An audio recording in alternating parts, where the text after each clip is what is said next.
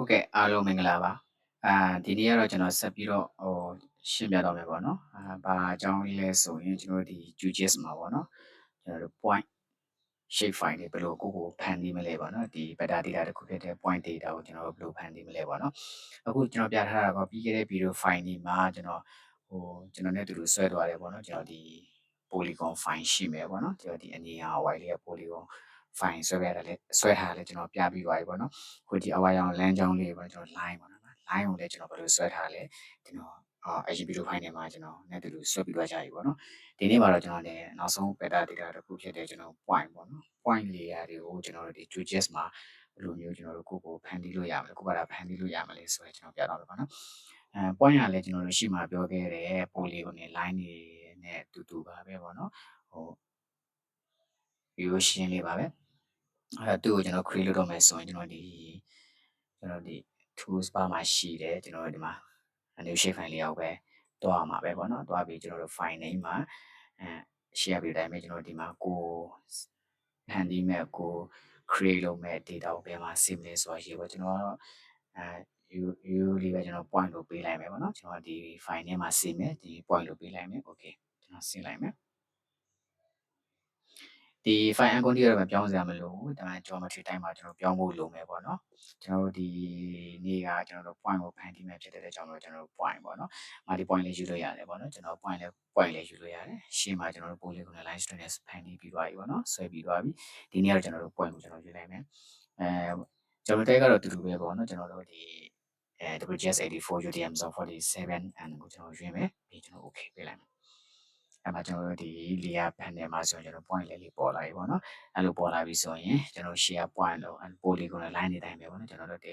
toolbar မှာရှိတယ်ထို့ကဲ edit တွေရွေးမယ်ရွေးပြီးဒီမှာကျွန်တော်ဒါလေး highlight ဖြစ်လာပြီပေါ့နော်အဲ့လိုကျွန်တော်တို့ select ပြီးတော့ကျွန်တော်တို့ဆွဲချင်တဲ့နေရာသွားလို့ရပြီပေါ့နော်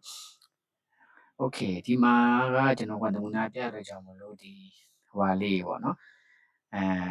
ကျွန်တော်တို့အိမ်လေးတွေကိုကျွန်တော် point အနေနဲ့ပဲဆွဲပြလိုက်မယ်ပေါ့နော်okay ဘာစောက်လေးတော့မသိဘူးပေါ့နော်ကျွန်တော်ဘယ်ဟာလေးဆွဲရင်ကောင်းမလို့ဆိုတော့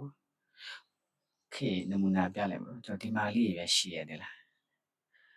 တို့ဒါအပြင်ပြန်ဆိုင်ထားလားမသိဘူးပေါ့နော်ဒါလေးကျွန်တော်တို့ဆွဲပြလိုက်ပါဒီမှာကျွန်တော်တစ်ချက်ထောက်လိုက်မယ်ထောက်လိုက်တာနဲ့ကျွန်တော်တို့ click တစ်ချက်ထောက်လိုက်ပါပြောလဲ left click တစ်ချက်ထောက်လိုက်တာနဲ့ကျွန်တော်တို့ဒီမှာကျွန်တော်တို့ window တစ်ခုတက်ပေါ်လာပါတော့ပထမဆုံးဖန်တီးတဲ့ point ပဲဖြစ်တဲ့ကြောင့်ကျွန်တော်1လို့ပေးလိုက်မယ် okay ဒီမှာလည်းတို့ဟွာလေးစိုက်ထားရနော်ဒီမှာတစ်ချက်ပြန်ထောက်လိုက်မယ်ဒီမှာကျွန်တော်2လို့ပေးလိုက်မယ် okay နောက်လည်းကျွန်တော်ဒီဘက်မှာစိုက်ထားသေးလေပေါ့နော်အပင်စိုက်တဲ့နေရာလေး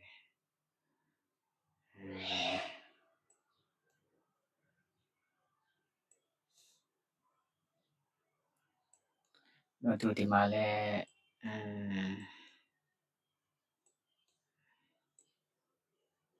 okay အစောဦးလေးပဲကျွန်တော်တွားဆွဲကြည့်ပဲပေါ့နော်အစောပဲကျွန်တော်တွားဆွဲကြည့်မယ်ဒီမှာဆိုရင်ဒီမှာ point တစ်ချက်ထောက်လိုက်မယ်ပေါ့နော်ဒီမှာ point တစ်ချက်ထောက်မယ်ကျွန်တော်ဒါ3ခုမြောက်ဆွဲတဲ့ကျွန်တော်3လို့ကျွန်တော်ပေးလိုက်မယ်နောက်လည်းကျွန်တော်ဒီမှာ point တစ်ချက်ထောက်လိုက်မယ်ဒါက4ချိန်ပဲ4လို့ပေးလိုက်မယ်ကျွန်တော်ကတော့ point တစ်ချက်ထောက်လိုက်အောင်ပေါ့နော်ဒီမှာ5လို့နေရာပေးလိုက်မယ် okay အဲ့ဆိုရင်တော့ဒါကျွန်တော်တို့ဒီမှာကျွန်တော်လည်းလေးဆက်ကြည့်လိုက်ပါနော်နည်းနည်းဆိုတော့ကျွန်တော်ပေါ်ပြန်တင်လိုက်မယ်နော်ဒီ point ရဲ့ size လေးကိုကျွန်တော်နည်းနည်းပြန်ပြလိုက်မယ်ပေါ့နော်ပြန်ကြည့်လိုက်မယ် size လေးနည်းနည်းကြည့်လိုက်မယ်ကျွန်တော်4လောက်ထားလိုက်ပါနော်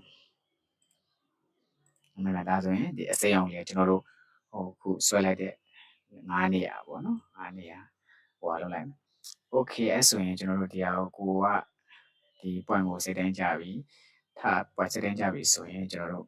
ဘယ်လိုလုပ်လဲဆိုရင်စေလို့ရပါမယ်စေရဆိုရင်လည်းကျွန်တော်တို့ဒီဟာကိုတစ်ချက်ပြန်နေမယ်ပြီးတော့စေဆွဲနေလိုက်တာ ਨੇ ဒါကျွန်တော်တို့တူးချက်မှာကျွန်တော် point လေးဖန်တီးသွားပြီပေါ့နော်ဒီနေ့တော့ကျွန်တော်ဒီမှာပဲရလိုက်ရမယ်ပေါ့နောက်ဗီဒီယိုမှာဆိုရင်ကျွန်တော်ဒီ polygon တွေ line တွေ point တွေဘယ်လိုမျိုး editing လုပ်မယ် attribute တွေပဲမှာဘယ်လိုမျိုးကျွန်တော်တို့edit လုပ်ရမလဲဆိုတာကျွန်တော်ဆက်ပြီးတော့ပြတော့ပါမယ်နော်ဟုတ်ကဲ့ကျေးဇူးပါ